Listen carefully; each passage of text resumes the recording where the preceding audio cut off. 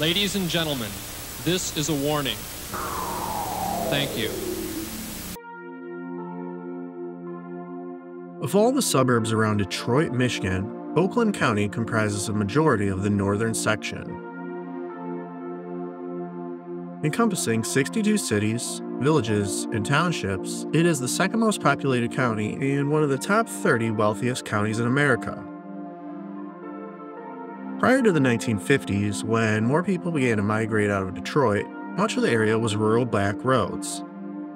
Even 2 decades after the white flight began, many pockets were still far more rural than they are today.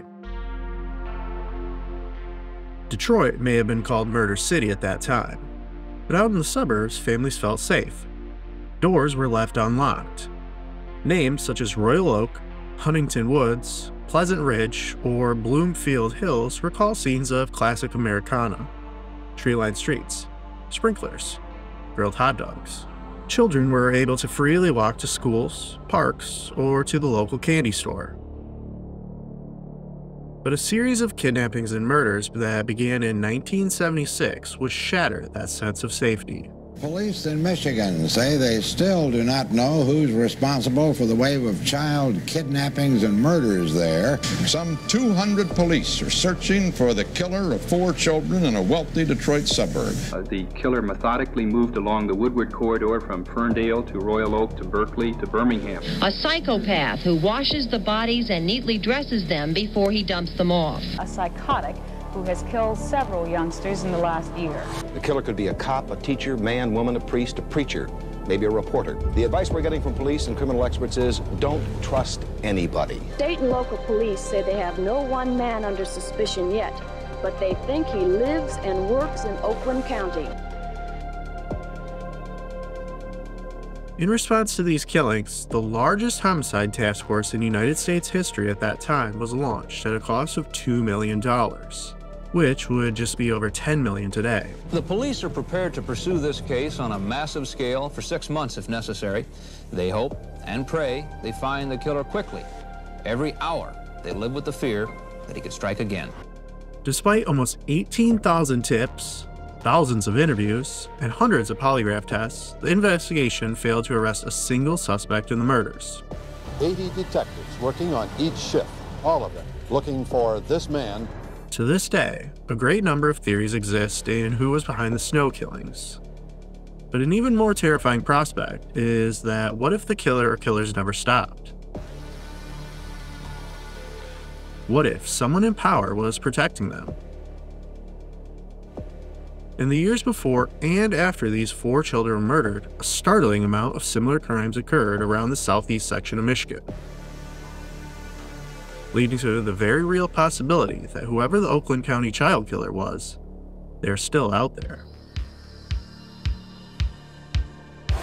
Goes on in San Francisco for the man known as the Zodiac Killer. There could be a serial killer in Chicago. The Oakland County Child Killer. Phantom Killer. Frankfurt slasher. 4 children have now been murdered. Has killed 5 and says he's going to kill again. 15 brutally murdered young women. The pattern is the same. One by one, the death count started rising. A man in a mask robbed, tied, and stabbed them. Strangled, stuffed in burlap bags. It is highly unlikely that these women were murdered by separate men. Where will the killer strike next? Police can't answer who or why. That's the question that we'll never know. I don't want to live the rest of my life wondering if this person's going to be caught. I believe that there's someone out there that has knowledge. And he's probably still at large. If you know theruinroad, you know we value our privacy. But in our personal life, it's not always easy to maintain. Whether we know it or not, sites will mine our data like full name, email, health records, and more, which they will sell to scammers, spammers, and anyone else who wants to snoop. That's why we started using Aura, the sponsor of today's video. Aura shows us which data brokers are selling our personal information and automatically submits opt-out requests on our behalf. This not only reduces the amount of spam you'll get, but protects against hackers who can use this information to gain access to our social media, bank accounts, and other sensitive information. Aura also provides a ton of other features bundled into one easy-to-use app at an affordable price. You get antivirus, VPN, password management, parental controls, identity theft insurance, and more without needing to bother with different apps. We all have one or more of these tools already, but not having Aura is like locking the front door and leaving the back door wide open. And if you're a regular viewer, you'll know how often that happens. Like 24-hour security, motion sensors, and guard dogs, Aura is always on, doing the hard work of keeping my info safe so I can focus on other tasks with peace of mind. Relaxing. Theruinroad values our privacy, and we also value yours. Go to aura.com/runeroad to start a free 2-week trial, also linked below in the description.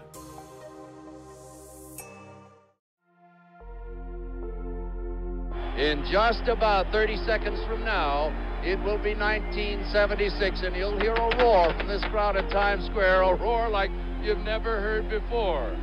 Here we go with the countdown. Happy New Year's Rockin' Eve! As America entered 1976, many hoped for a less tumultuous year than the last. The energy crisis was starting to slightly come down from its peak 2 years earlier. New York City had just received a nearly $7 billion bailout. Jimmy Hoffa had disappeared from a parking lot in Oakland County. Patty Hearst was scheduled to begin her trial in 2 weeks, and in nearby Pontiac, Michigan, Elvis Presley would have his highest-grossing concert at the Silverdome on New Year's Eve. But just about 16 miles south, in Redford Township, things were much quieter. 16-year-old Judy Farrell was babysitting the children of the Louts family at their home on Wakendon Street. The popular student at Mercy High School in Farmington was a regular volunteer at the school's spring fair, enjoyed writing poetry, and had just gone on one of her first dates to the alumni ball at her church. A conscientious girl, Judy had turned down a trip to go up to Traverse City for the holiday because she had promised to babysit for the Louts. It was around 3:10 a.m. when David and his wife returned to find Judy missing and their phone lines cut. When police arrived, they discovered a .22 caliber bullet had been fired into the ceiling of the home, but somehow the children remained asleep upstairs and had heard nothing. Just a few hours later, about a half-mile south in Lola Valley Park, beside a hill, the body of Judy was discovered by some kids coming to sled. Someone had forced the girl to walk barefoot and without her coat from the Louts down here, in temperatures which were around 30 degrees Fahrenheit, or -1 degree Celsius. The area she was found in showed signs of a struggle before she had been strangled to death. Just 3 houses down and across the street from the Louts, the Pervinkler family had also come home to find their son missing. 19-year-old Gary Pervinkler had complained of a stomach flu the night prior, and said he planned to stay home. When it was discovered his father's Plymouth satellite car and .22 caliber handgun were missing, Gary became the prime suspect. A pair of the family's binoculars were discovered lying in their front yard, which provided a direct view into the Louts' living room. Neighbors expressed shock when an arrest warrant was issued for the boy, who they described as polite and respectful. A nationwide search began for Gary, reaching as far as Florida and Alaska. But 12 days later, snowmobilers would find the empty car in a wooded area outside of Cadillac, a small city about 200 miles northwest of Redford. It was estimated to have been there for about a week, but there was still no sign of Gary. It was the next Monday when Cynthia Ray Cadu would leave the Roseville High School after the final bell rang. Though a friend offered her a ride per usual, Cynthia chose to make the short walk home, where she ate dinner with her parents and then walked to visit a friend's. Around 8 p.m., she would leave to head home, and was last seen walking in this area along 11 Mile, near what that time was a Papa Joe's restaurant. It was the last time she would be seen alive.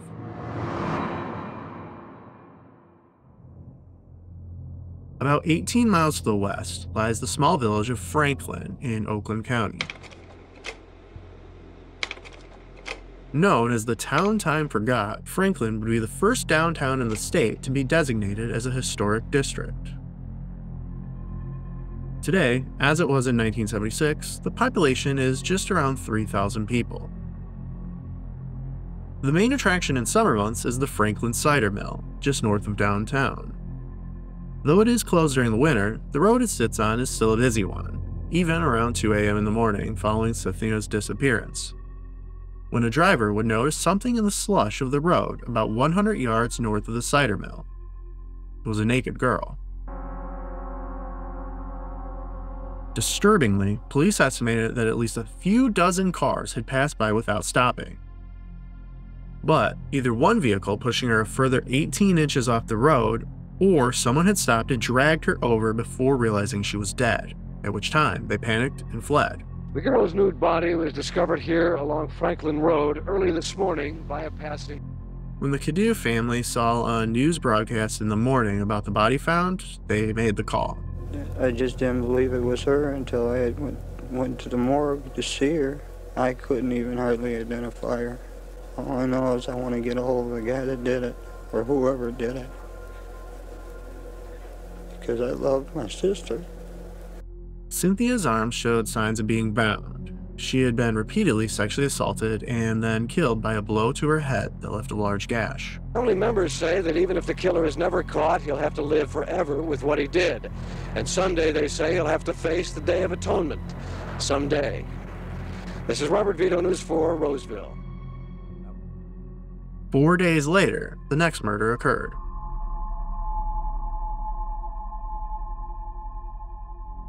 It was the evening of January 19th, 1976, when 14-year-old Sheila Schrock was babysitting for the Risen family at this house on Vidla Road in Birmingham, Michigan, a city about 4 miles east of Franklin. Though she had recently lost both of her parents to cancer and had moved into her brother's home on the other side of town, she was described as hopeful and bouncy. Birmingham is considered to be one of the most prominent areas in Oakland County, reaching its peak population of around 26,000 in the 1970s. Numerous famous people such as Tim Allen, David Spade, and Sam Raimi all grew up in this affluent area. While not far off the main Woodward corridor, Vidla Road is quiet and dark when around 8 p.m. a gold Cadillac would glide to a stop. Its driver would break into 3 nearby homes, 2 on Yosemite, and then the last a block down on Vidla, where he would tie the owner up and steal just $5. He would next approach 1772 Vidla and knock on the door, but Sheila knew better than to answer late at night while alone. As he broke in through the back, the robber would find her in the kids' playroom, force her to undress, and then sexually assault her amongst the toys. At some point, a police officer responding to the break-ins actually knocked on the front door as he was checking the neighborhood, but left to respond to another call. Also at some point during the ordeal, a man shoveling snow off his roof nearby would notice the horrific assault, and would stand frozen as the intruder fired 3 shots into Sheila's stomach, then steal some jewelry and a revolver. The entire time from the first break-in had been just 40 minutes. In the chaos, as police and neighbors responded to the shots, the killer would slip out the back, mingle in with the crowd to see what was happening, and then calmly head back to his car, slipping away into the night. The next thing I knew, a voice was saying, "Don't move or I'll blow your brains out." So I froze, and he told me to freeze, so I froze right there, and came over to me and told me to bury my face in the pillow, and then he covered me up with a blanket, asked me where the cash was, and I told him there wasn't any cash. Footprints here in the snow on the steps and fingerprints here on the door frame are among the physical evidence uncovered by the State Police Crime Lab. Right now they're looking for a man believed to be anywhere from 19 to 25 years of age, 5'10" to 6 feet tall, very slender with a prominent nose and dark, long, wavy hair. He was believed driving a gold or green Cadillac, model 1966 or 1968. Since January 1st, 2 teenage girls have been found murdered while babysitting. Could these deaths have been prevented? Are there precautions? When we go into a home, we insist that the parents leave us a list of any adults that they are expecting during the time that they're gone. If the doorbell rings and they peek out and don't know who it is, call the police and then call me. You have teenage daughters and they babysit. Do you tell them anything special as a parent? Well, I tell them lots of things as a parent. But as far as their safety when they're babysitting, we tell them use common sense. Someone would report seeing Gary Pervinkler in the area at the time of the murder, and police stated they wanted to question him on this crime, as well as several other women's murders across the state. While many feared the young man to be a psychopath on the loose, it would be April when his body was discovered several miles in the woods from where his car had been ditched. He had shot himself with his own gun. Though the slayings of Cadu and Schrock would eventually be solved, throughout the Oakland County Child Killer case, both girls were added on and off to the list of victims. Though police stressed that these first 3 murders were all likely unconnected, the public couldn't help but pay attention to the fact that several young women had all been killed in similar circumstances in just a matter of weeks. But 2 months prior to Pervinkler's discovery, and just 1 month after the last of the so-called babysitter murders, another death in nearby Ferndale would usher in the nightmarish beginning of the Oakland County Child Killer.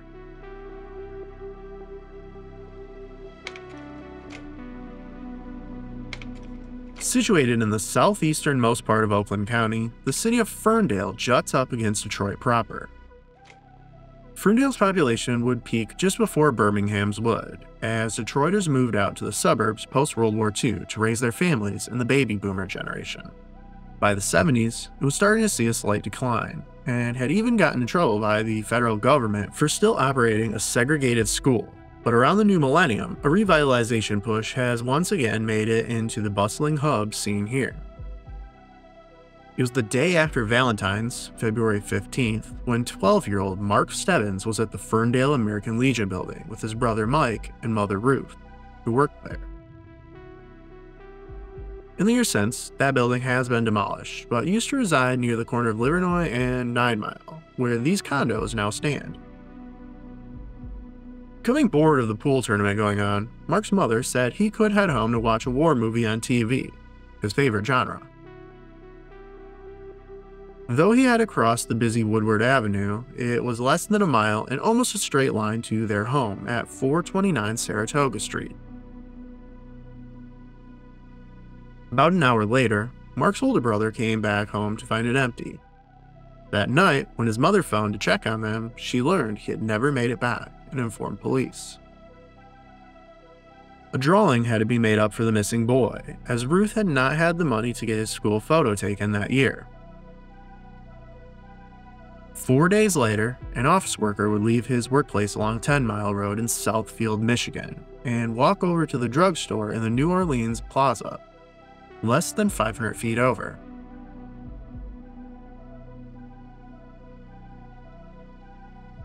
In the years since, the parking lot has changed some, with a new strip plaza going up and removing a section of brick wall that bisected the lot. But it was just beside the area where a partition for a dumpster was that the man noticed what he first thought was a mannequin. It was the body of Mark Stebbins.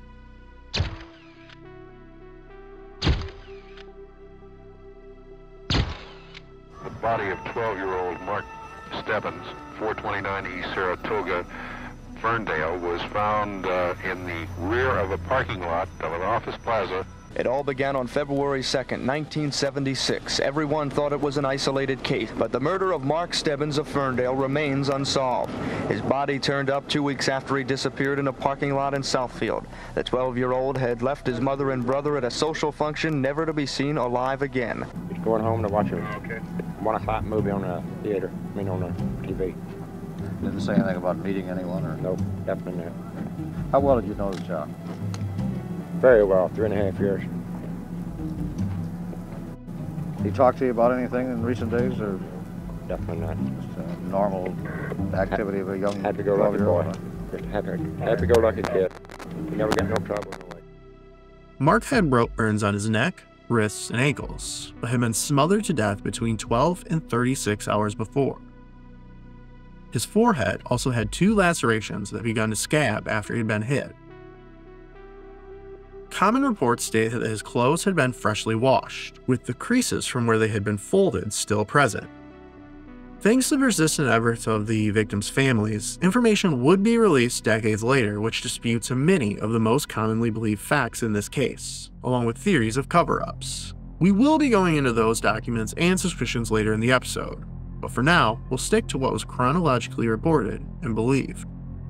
Police now know why Mark was kidnapped. They don't know why he died, or even if he was killed intentionally. No specific suspects. We're looking into a lot of background, a lot of people who have got backgrounds of this type of offense right now. Immediately at this first crime scene, mistakes were made. First, police would cover Mark's body with a dirty blanket, thus contaminating trace evidence. Then, upon contacting psychiatrist Bruce Danto, police would move the body to the police station where they personally bagged his clothes rather than a medical examiner.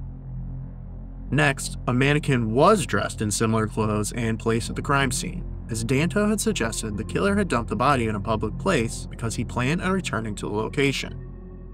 This thought, no doubt coming from the same belief that police had in the Michigan murders near Ann Arbor about a decade prior, where police also hid out and waiting for the killer to return to his dump sites. But in both instances, after several hours of staking out the scene, no one showed up.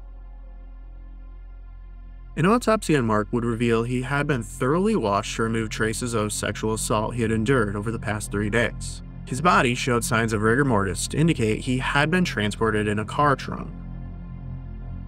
Another man in the same office complex had taken his pet out for a walk around 9:30 that morning and said that he was certain his dog would have alerted him if the body was there at that time. Not a day goes by, where you don't wonder and, worry about it, the whys and the wherefores, how long he had been dead before his body was found, who it was, where he was, what he had to go through. And, yes, I'm still very bitter. As police ran down leads and tips behind the scenes, none of which would be released to the public for decades, another abduction would occur on March 19th that year.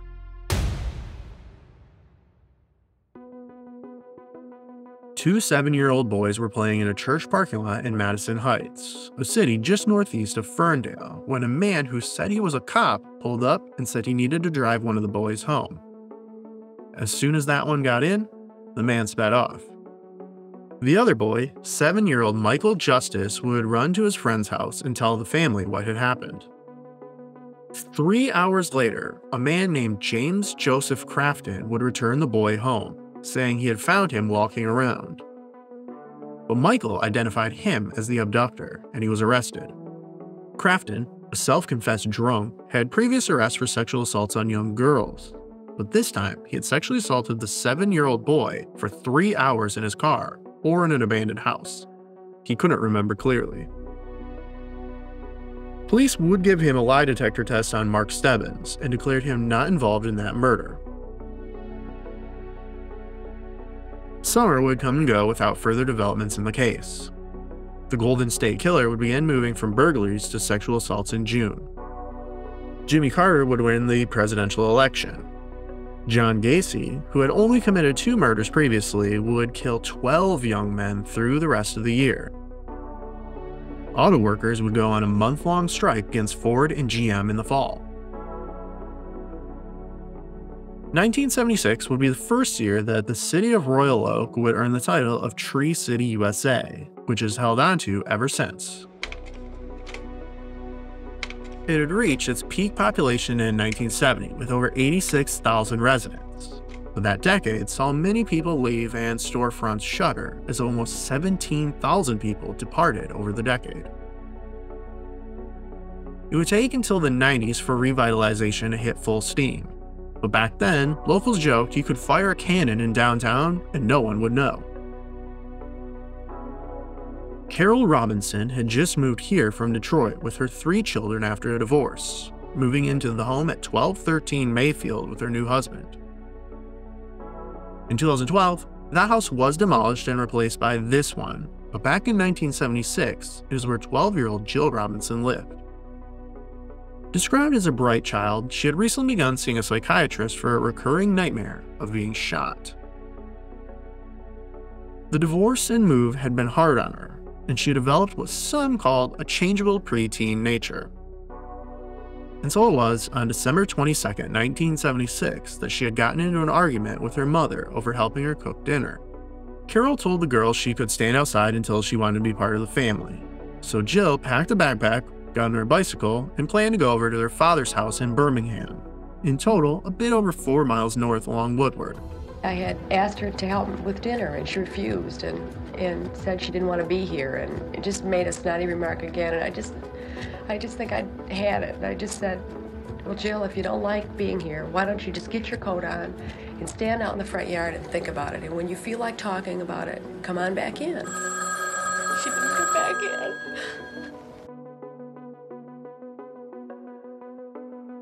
Around 7:30 that night, she would stop at the corner of 13 Mile and Woodward at what that time was a Tiny Tim hobby shop.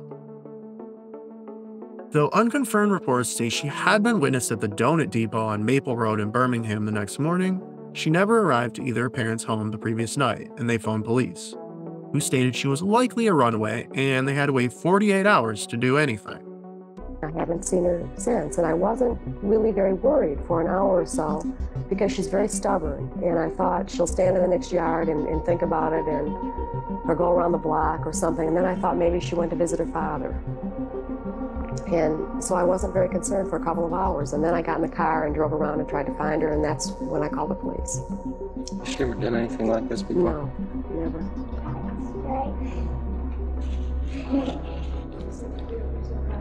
Mrs. Robinson was especially worried because today, Christmas, is something that Jill was really looking forward to. She had saved enough money from her allowance to buy gifts. Gifts that still remain unopened.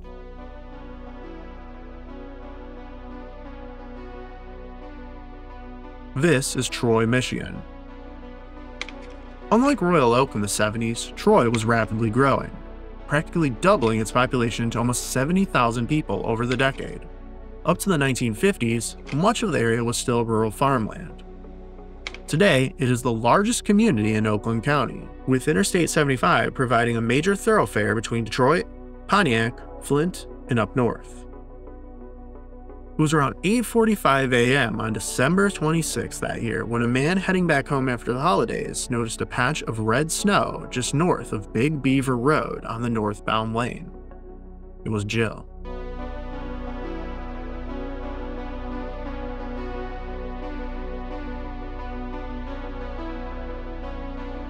From Royal Oak, Jill Robinson, 12 years old, was missing. She ran away after a fight with her mother. No one knows anything about the person she met on that adventure, only that that person is a killer. In 4 days, it was the day after Christmas. Her body turned up in Troy. She was dead of a shotgun blast to the head. After placing her in the snow just past the now moved I-75 sign, her killer had blown off the left side of her head with a shotgun. Yet again, she was fully dressed and cleaned. Her backpack was still on her, with everything minus 2 books she had packed. Also, yet again, police failed to call crime scene investigators to the location, thus losing a lot of possible evidence. It was noted that where she was dumped was just across a field from where the Troy Police Department was.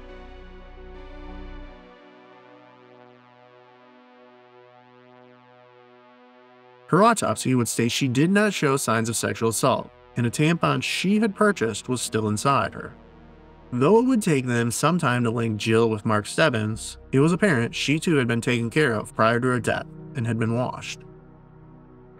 It has been theorized that Jill could have been smothered as well, but was either still alive when being placed, or due to her backpack being on, when she was set down, some air escaped from her lungs and made a gasping noise. Whichever the case, it is clear her abductor had no intention of letting her live. No, we don't have any information as to who did it at all. We haven't been able to come up with any leads as to her whereabouts, even for 1 minute of the time when she was gone from the home. Certainly there's evidence that she was kept clean during that time. The medical examiner said her body was exceptionally clean. Family members would clean out Jill's bedroom and give her still unwrapped Christmas presents away. A few days later, Jill's purple and chrome bike would be found behind what was then the Valenti and Lieberman law offices, just a few blocks away from the Robinson home. It would later be learned that the bike had been originally left by the Tiny Tim hobby shop, but some other kids had found it and ridden it here before ditching the bike. Just a few days later, another girl went missing.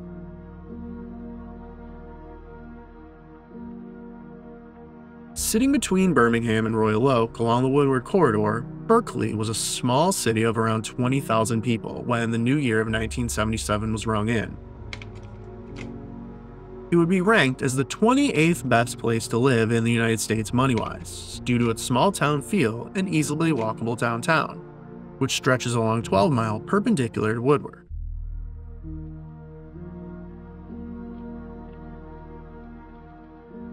One block north of 12 Mile, Deborah Ashcroft lived at this home on Gardner Avenue with her 4 children. Deborah never allowed her children to cross 12 Mile as it was too busy, but on January 2nd, her oldest daughter, Christine Mihalik, said she was bored and asked if she could walk to the 7-Eleven to buy a magazine. The 10-year-old was described as a quiet, nice child. She liked watching television and idolized singer Donny Osmond, who she had several pictures of taped in her room. She still believes Santa Claus had brought her a toboggan and records this Christmas. As she had done some chores earlier, her mother relented, but only if Chris was sure to use the crosswalk during the 3-block walk to 7-Eleven, which sat just across the road from where Deborah worked at Hartfield Lanes.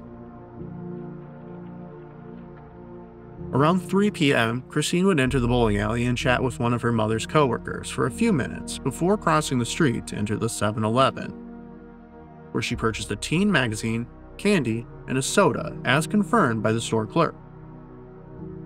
But after leaving the store, she vanished.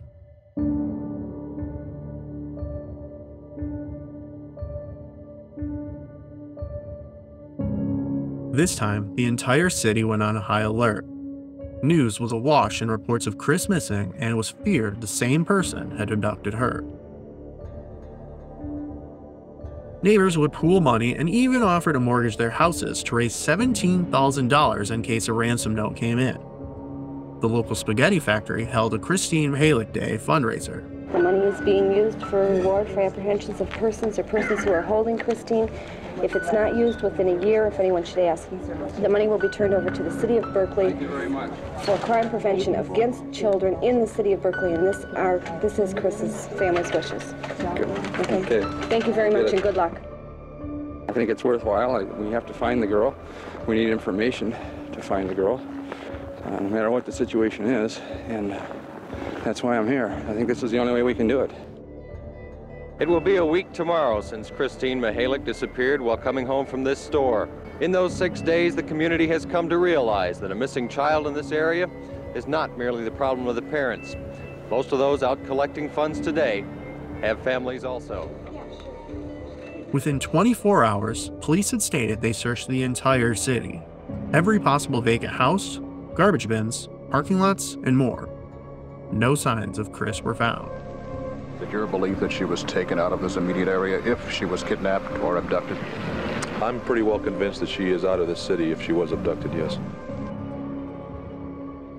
The station was flooded with hundreds of tips, 80% of which were said to be obscene calls. And multiple times, someone phoned saying they were Christine, which would turn out to be a hoax by a 14-year-old girl.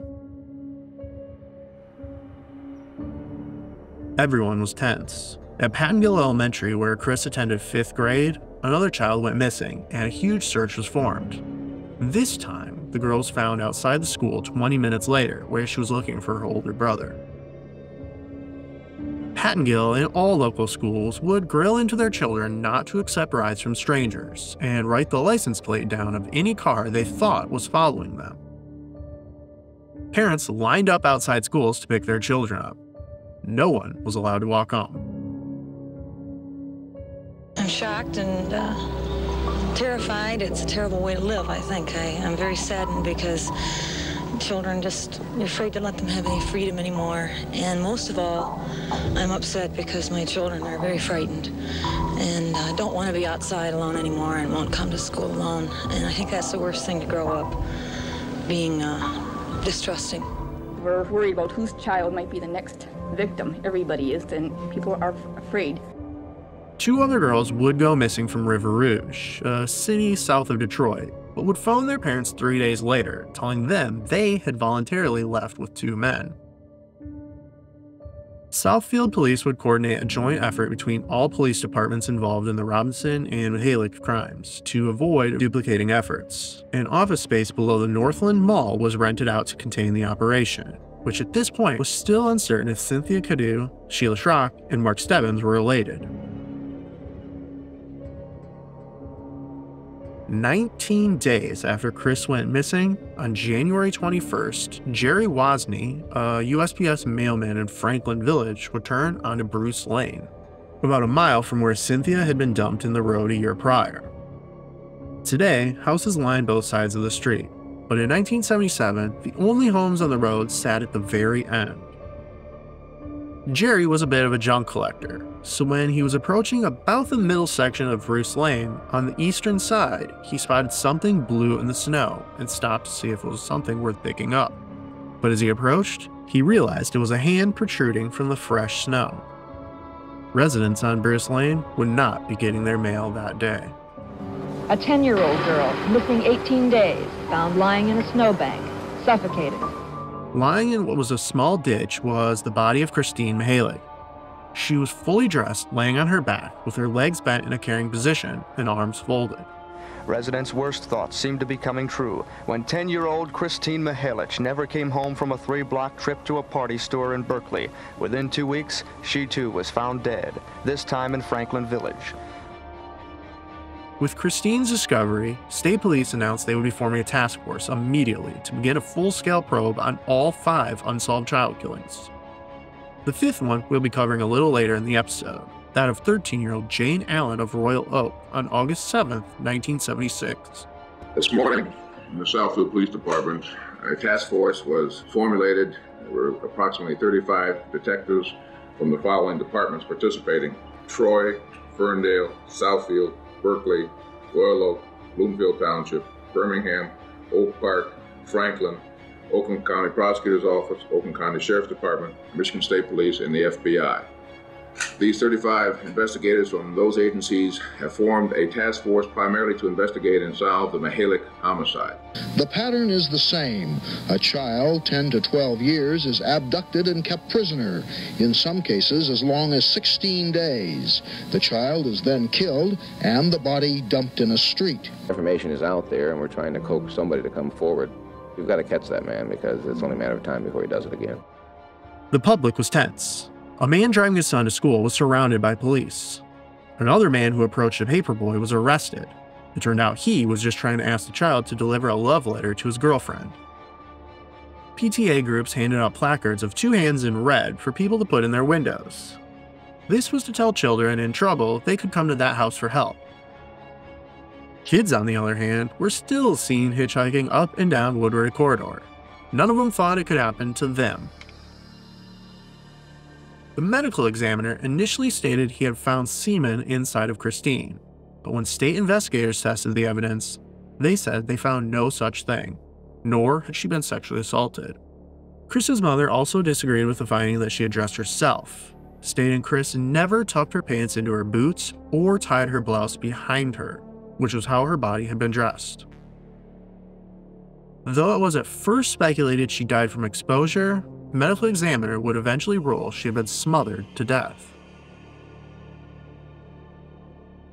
2 months after Christine was discovered, some of that tension had eased when 11-year-old Timothy King asked his sister for some change to go buy some candy before she left to go to the movies.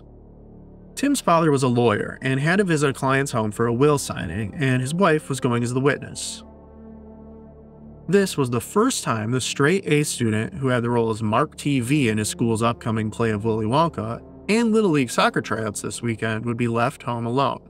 He had been begging his parents for some time to let him do so. His sister told him she would leave the front door unlocked and the lights on for him.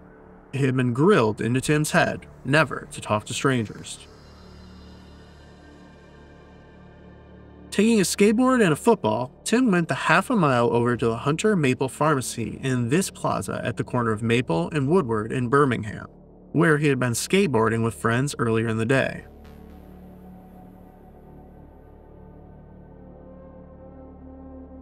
Today, the plaza has undergone renovations, but back in 1977, the pharmacy was in the middle of the building, and Tim would enter and exit through the back door into the parking lot.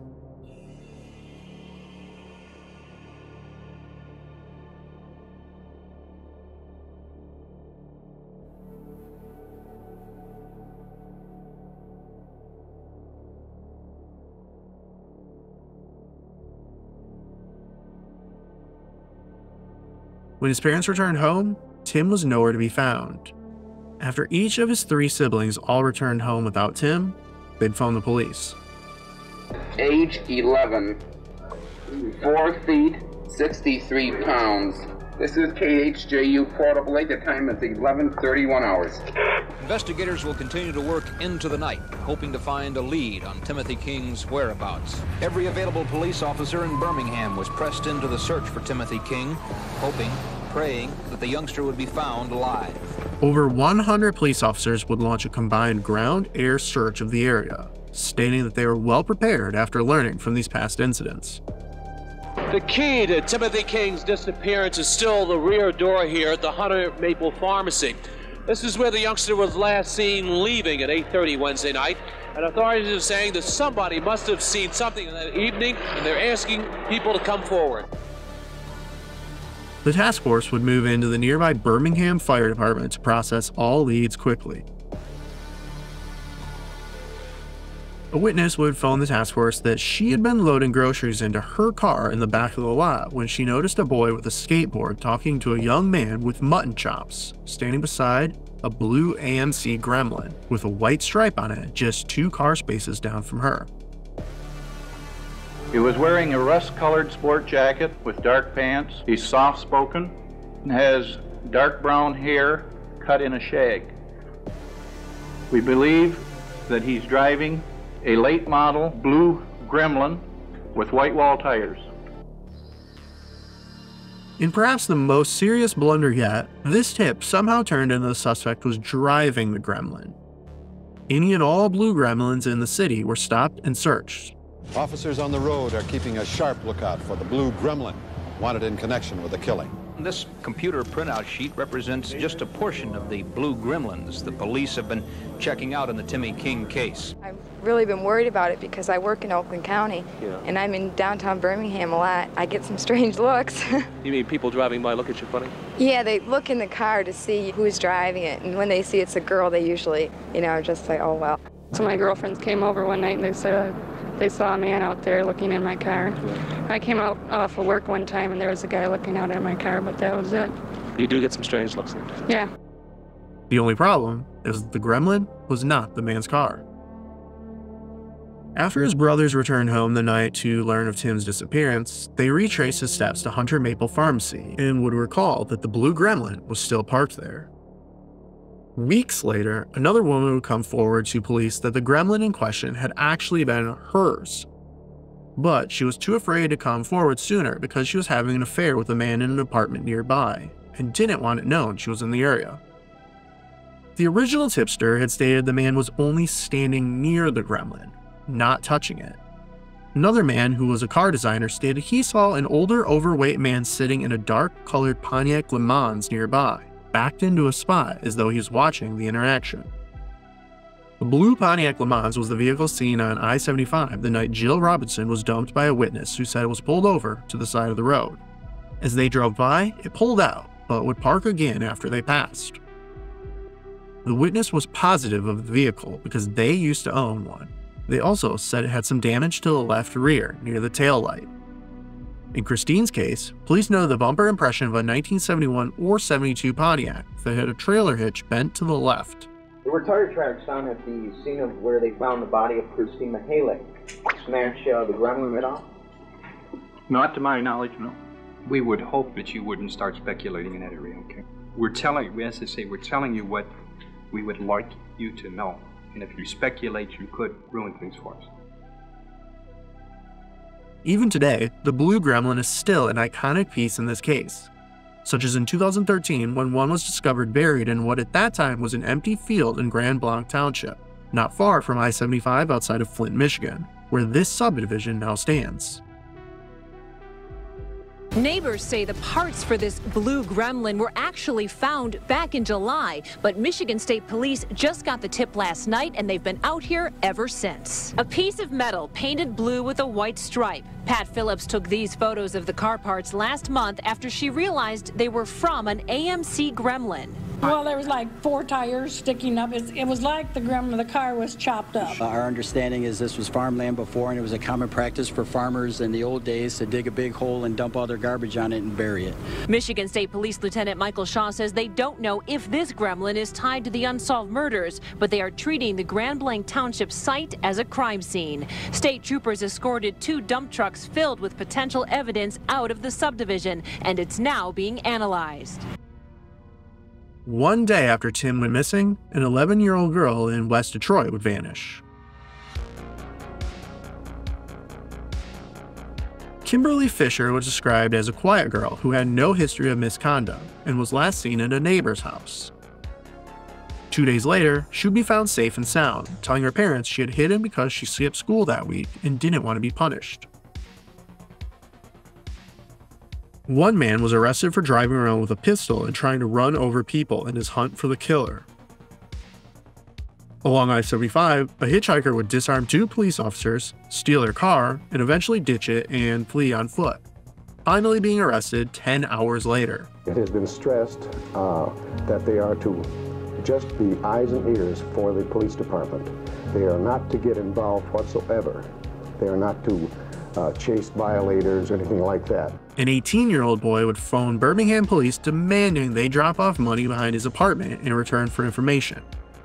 When Michael Blue went to pick up the bag and discovered it was full of paper clippings, he fled before police could catch him. He tried to set up another drop-off on a Saturday and would finally be arrested. In the past 24 hours, we have obtained over 600 tips, workable tips, that are being put out to the detectives to work on. The King's address is on Yorkshire. How close is that to the location where Sheila Schrock, the babysitter, was murdered just over a year ago? It's very close. 3 blocks? I would say 3 to 4 blocks.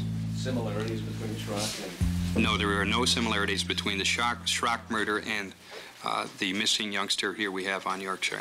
How far was the jacket found? This jacket was not found. This is a jacket that's similar to the one that Tim was wearing. How far is the drugstore from the youngster's home? About 3 blocks. Because the other children have been kept alive for some time, Tim's parents assume for now he too is alive. Last week they made an appeal on television. We love him very much, wherever he is and whoever he is with. We want him back home. He's got a basketball game on Saturday. He missed play practice today. And wherever you are, Tim, we love you. We want you back home. Timmy King's father offered words of encouragement to his missing son and a plea to his kidnapper. Well, I want to say hi to Tim. We love you, Tim. God bless you. Stay tough. I have one other statement to those persons or person who may be with Tim. I don't know if you have children or if you want to have some, but please treat Tim the same way you would your own kid. Talk to him. He's a talkative kid if you've spent some time with him. We love you, Tim. God bless you. Stay tough. Say your prayers, and we're with you, buddy. And Kathy and Chris and Mark say to treat him just like you would a brother. And we all want him back, and please send him. Police were trying everything, even subliminal messaging. Psychologist Bruce Danto was told to slip in the code word of squirrel during his interview for an assessment on the killer in hopes that it would suggest he go to Squirrel Road outside of Pontiac, where police were staked out. Cops would stake out other intersections around Oakland County over the weekend, as apart from Christine, none of the children had been kept longer than 4 days. How have things been going, Mr. Stalin? Well, it's been interesting. The weather has made it kind of nasty to drive around here and do your looking here, but we're doing the very best we can to find this missing youngster. We were out till about 1 o'clock this morning, and with all the heavy snow and everything, it was really pretty rough in some of these areas, especially around the lakes and west of here. You've searched that far, so... Yeah, oh yeah, and others too. We're not the only one. Just how can your delivery men aid the police in this investigation? Our delivery men cover probably more area, the Royal Oak, Madison Heights, all this area. every day, day in and day out. They're on the street 5-6 hours a day. They should, if anything out there, they should be able to see it as well as everybody. They hit every house, all the people. My husband works on the Royal Police Department, so they work till 4 o'clock this morning. He was on the afternoon shift, and he worked from 2:30 to 4 in the morning. The number to call if you think you can help is Lincoln 1-3650. Marion King, Tim's mother, would have a letter published in the Sunday papers pleading for him to be released so he could come home and enjoy his favorite meal: Kentucky Fried Chicken, followed by 8 Oreos and a glass of milk to dunk them in. But as Monday arrived, nothing had turned up, and 200 of the 300 officers assigned to the case were called off that day. The news reported that on Wednesday the 23rd at 10:30 p.m., next door Wayne County would also be placing cars on the stakeout.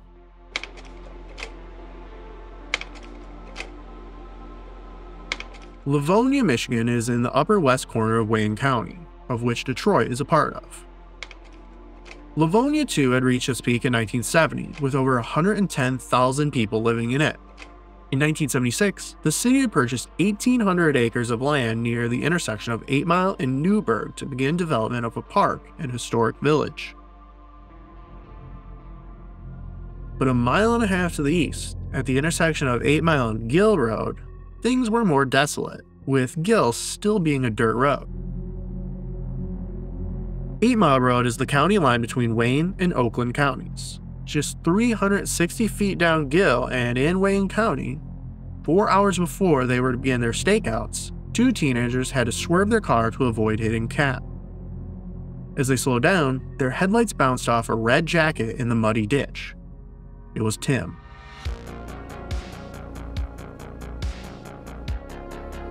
After nearly a week of waiting, hoping against hope, the parents of 11-year-old Timothy King of Birmingham were today confronted with their worst fears. The body of 11-year-old Timothy King was found last night. He'd been suffocated and sexually molested. Livonia police kept a mile-long stretch of Gill Road blocked and allowed only a select group of investigators near the body. Though no official statements were being made, the red jacket Timothy King was wearing when he disappeared could be seen from the roadblock. The police began checking license plates and cars going both directions on a mile-long stretch of 8 Mile Road in hopes that a suspect would return to the scene. As part of the routine, Oakland County deputies stopped and searched several people but turned up nothing. Do you have any reason to believe that the suspect might still be in the area? Nothing specific, no. But this type of crime, very often the responsible will return just to see what's going on. This time, the body had been hastily discarded. In fact, he was still so warm that paramedics attempted to revive him at the scene, thusly destroying further possible trace evidence. His skateboard had been thrown in the ditch about 10 feet away. An autopsy revealed he had too been smothered just hours before he was discovered.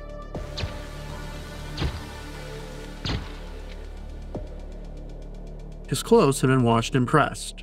His wrists and ankles showed signs of ligature marks. He had been sexually assaulted and foreign objects inserted into his rectum, possibly post-mortem. He had been washed with a medical-grade soap. His last meal had been fried chicken. The autopsy was conducted by Dr. Spitz of the medical examiner's office in Wayne County. The overall results were that death occurred sometime between 6 and 8 p.m. yesterday. Sexual abuse did occur. Stomach contents were of food that was consumed about 2 hours before death. Any indication of what the contents of the stomach? Yes, fowl and corn. Chickens. Police told me last night it was about 11 o'clock when 2 teenage boys from Detroit had driven down Gill Road. They'd gotten this far, about 200 yards south of 8 Mile Road. They spotted the body of Timothy King. They went to that house back there, another 200 yards, and told their story to Lester Davis. Well, the cat was out at 10:30, about a half an hour before this whole thing occurred, and then the boys knocked on the door, and they said they saw the cat. These 2 young fellas came a-pounding on the door, and said that there's a dead boy in the ditch. And they were all shook up, and then I began to get shook up.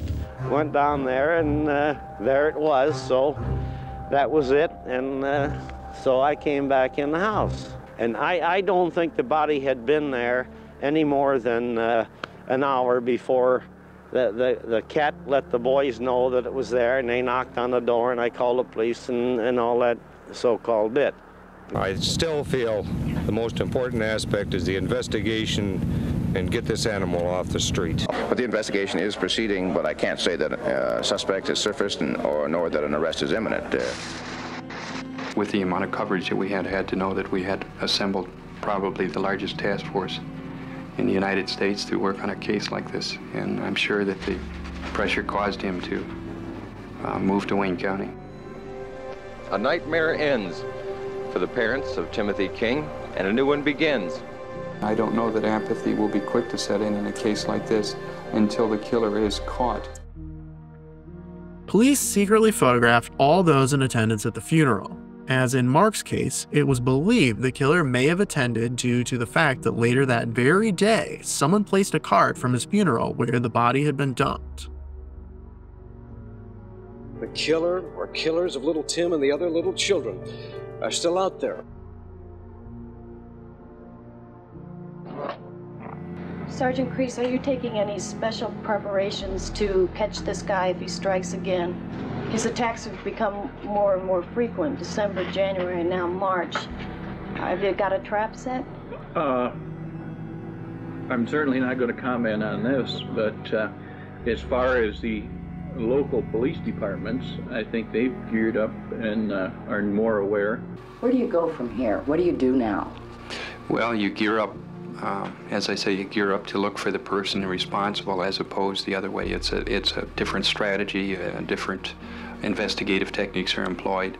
It's much more aggressive from now on. And as I say, there's a different motivation driving the officers at this point. You know, I can guarantee the public that there are going to be a lot of policemen out there shaking the bushes. And I hope we come up with a person, because if not, I think we're going to be doing the same thing, you know, in a matter of months all over again.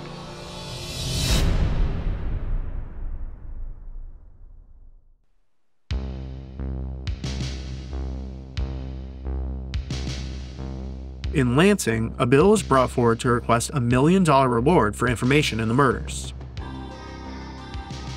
Oakland police told residents, quote, "Look at your neighbors. See if he fits the profile. Think about whether you've seen him in the past few days. Was he home last night?" Look at the side of the face and the sideburn area as well as the hairline. The more than 100 detectives working on the case now feel that 3 other murders of children in Oakland County are connected to the same sick individual. One cop told me today that we may have been giving kids the wrong advice by telling them not to go with strangers. The point being, don't go with anybody, because nobody knows who this killer is. 168 detectives would be reassigned to the OCC case task force, which now was moved to the nearby former Valley Woods School, which had been closed due to a dwindling population. The hunt for the man police say murdered the 4 children escalated today. The FBI calls it the largest crime task force ever assembled. The staff moved into bigger quarters from a small fire station to a vacant school. Do you feel the task force here will be instrumental in catching the man? Oh, I'm sure it will. This is the only way to go as far as I'm concerned. We've got a lot of people. We've got 7 phones now in the tip room, the tip processing. This center is serving 2 purposes right now. One, of course, to find the murderer of Tim King, Jill Robinson, Christine Mihalik, and Mark Stebbins.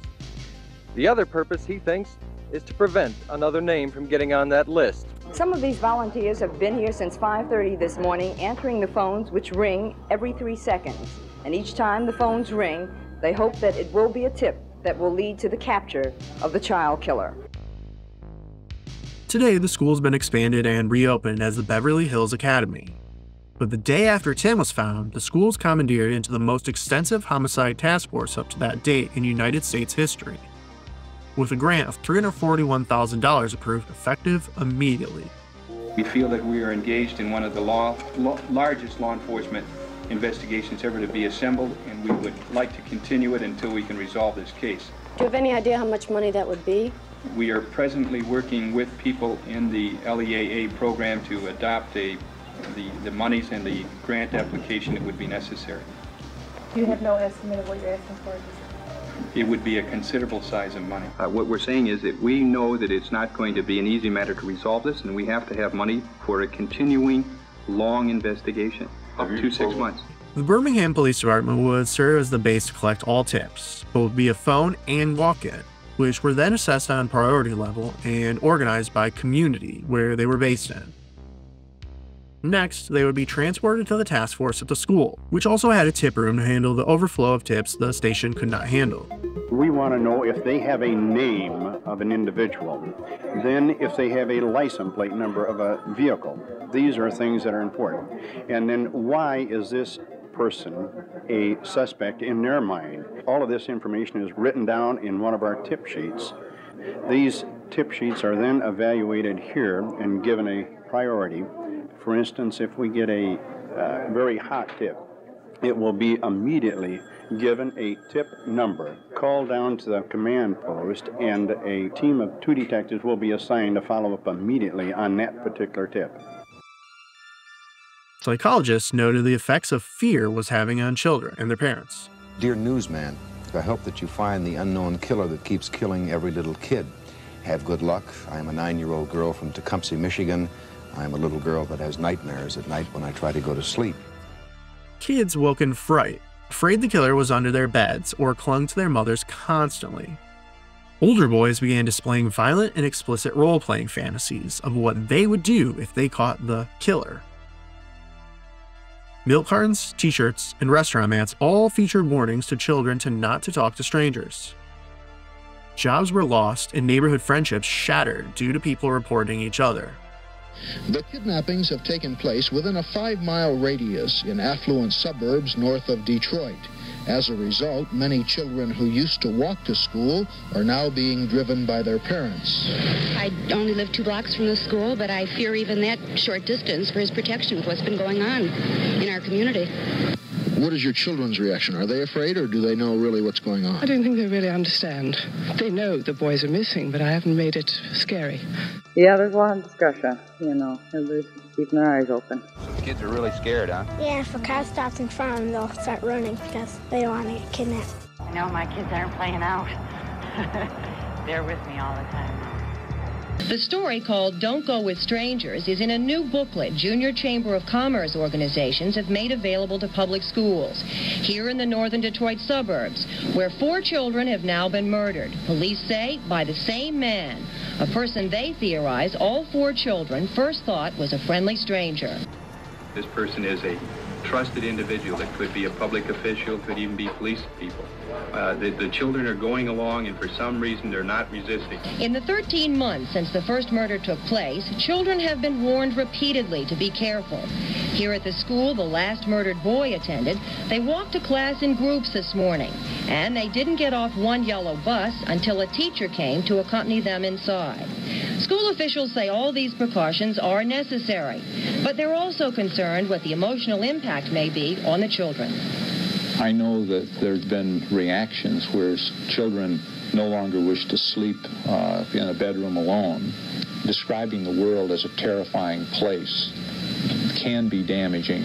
What we need to do is to describe the world as a place that has realistic dangers. And while school officials warn too much talk to children about avoiding strangers affects them emotionally, police are talking tough. The person who is doing this, we believe, doesn't come across as a stranger. He's not perceived as a stranger. So the message then to the children is, if you don't know this person, engage in no dialogue at all with him, period. On April 4th, psychologist Bruce Danto would receive a letter from a man who only identified himself as Alan. Inside, the poorly spelled letter stated that Alan was being kept as the slave of his roommate, a man named Frank who had met in Vietnam, where he got medals for killing children. When he returned stateside, Frank had gotten angry that Vietnam vets were being swept under the rug, and in retaliation, he began to kill children to get back at society. While Frank went to work, Alan watched the kids in their apartment in Detroit. The writer asked Dano to use a code phrase to contact him, which he did, and on April 10th, he phoned Dano, telling him to meet at a bar where he would provide Polaroids as proof if Dano brought a letter of immunity from the governor. Alan never showed up. A tape recording of him speaking would eventually be broadcast on the radio to see if anyone had recognized the voice. The only calls they received were people concerned about hearing the minute-long frantic voice on their radio. While initially investigators declined the help of psychics, in May they caved, and brought one to each of the abduction and dump sites, where he said he got the impression of an Irish setter barking, the smell of baby powder, and a person crying. A team of anthropologists and mortuary science professors from the University of Michigan and Wayne State University would form Project Ritual to learn if there was any occult significance in the murders. As the winter of 1977 arrived, at least 6 reports came in of a man matching the composite sketch trying to pick up boys and girls around Oakland County. But all of the children were able to flee to nearby schools or houses. Was it the Oakland County Child Killer trying to lure more victims, or was it other perverts? As with the cases of Cynthia Cadu and Sheila Schrock, the task force would identify several other prior incidents that they looked into as related. The first case that seemed to display characteristics that would become the calling card of OCCK dates back to September 29, 1972. Elaine Sarah arrived at South Lake High School in St. Clair Shores, a northern Detroit suburb just below Roseville. As it was a rainy day, she planned to pick her daughter up and take her back home to babysit her 5-year-old brother. Donna had been waiting outside for her mother, but went back into school, where she spoke briefly with her sister before vanishing. As she had run away before, no press would be dedicated to the matter until 3 weeks later, when hunters coming to Tupper Brook, which passes under 27 Mile Road in rural Ray Township, 20 miles north of St. Clair, would discover the teenager's body lying face down in the water on October 20th, just 5 days after she had turned 17. Her autopsy would show she had been held captive between several days and 2 weeks, fed barbiturates while she was kept as a sex slave. About a week before her discovery, a shoelace from her boots had been used to strangle her. She was dumped in the same clothes she had been wearing when she disappeared. When a $2,000 reward was posted in Cynthia Cadu's nearby abduction 4 years later, Macomb County Commissioners added Donna's murder as also eligible for the reward. But it would not be for a further 17 years when a tip in 1993 would see a renewed interest in the case, though no further developments have been released. 3 weeks after Donna was found, another girl went missing. It was the night of November 10, 1972, when 16-year-old Laura Wilson begged her mother to let her walk alone down to the Buy Right Market for some groceries, near their home in the now demolished Herman Garden Projects in western Detroit. The shy 10th grader would make it to the store to purchase some Pepsi and Oleo butter, but never made it back home. 9 days later, 7 blocks northeast of the Wilson house, some boys playing football by this vacant lot on Mateto Street would discover the partially nude body of Laura hidden in the bushes. She had been sexually assaulted, and then her skull caved in with a brick. The groceries still lay beside her.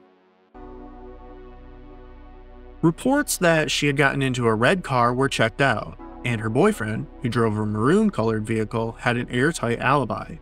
He was in jail for driving without a license. In 2006, Laura's sister had a dream where Laura was standing before her, silently staring. Upon waking, she reached out to police to see if they could run any evidence for DNA, only to learn that all material in the case had been ordered destroyed less than a decade after the crime occurred. Short of confession, Laura Wilson's case will never be solved. Another case with almost no information released is the abduction of 13-year-old James Davison. It was June 22, 1974, when James was riding his bicycle to a friend's house in Detroit's Lincoln Park neighborhood. When he came to the intersection of Morris and Porter, someone would kidnap him. 4 days later, James's captor would strangle him, leaving his body lying face down in an alley somewhere in Oakland County. Miraculously, though, James survived. It was noted he suffered brain damage from the strangulation, and if he was ever able to provide any information about his captor, it has not been released to the public. 7 months before the babysitter murders of January 1976 began, it was Friday, May 9, 1975, when 11 and 12-year-old cousins Scott Hardy and Mark Mellendorf left the Mellendorf home to walk a half-mile down the road to go fishing at Toddy Lake in Goodrich, Michigan, a small area just southeast of Flint and about 2.5 miles north of the Oakland County border. When the boys did not return home that night, Mark's mother called the police and a search was launched. The following morning, on the wooded south shore of the lake, the first boy's body was found. Scott was in his underwear, and his knees and elbows were sticking up out of the mucky water by the shore. 50 feet away up a small hill, they found Mark. He was hanging from a tree branch by his own shirt. Both were believed to have died via strangulation, and police were unsure if one of them had been sodomized. A receipt from a store in Flint was found on the ground near the crime scene. The caretaker of a nearby campground stated he saw the boys fishing around 6 p.m., while other reports indicated seeing them speaking to what appeared to be 4 people in a red Chevrolet around midnight. As the investigation began, it was Tuesday, May 20th, when another boy went missing while fishing. Just 3 miles away from Toddy Lake and over the Oakland County line, 15-year-old Jeffrey Walters would ride his bike down the road, park it around here, and walk to go fishing in Kearsley Creek in the small village of Ortonville on Tuesday, May 20th. When he did not return home that night, he was reported missing. The search party would find his partially clothed body hidden in the dense brush along this small stream 30 feet off of Kearsley Creek, less than a half mile from his own home. He had been strangled and sexually assaulted. Upon learning that his son had died, James Walters would suffer a non-fatal heart attack. Police stated they were investigating the crimes as linked, and nearby summer camps stated they were posting guards on the grounds. Yet again, descriptions of a group of 4, 2 white men, a woman, and 1 African-American man were seen in the area at the time Walters was killed.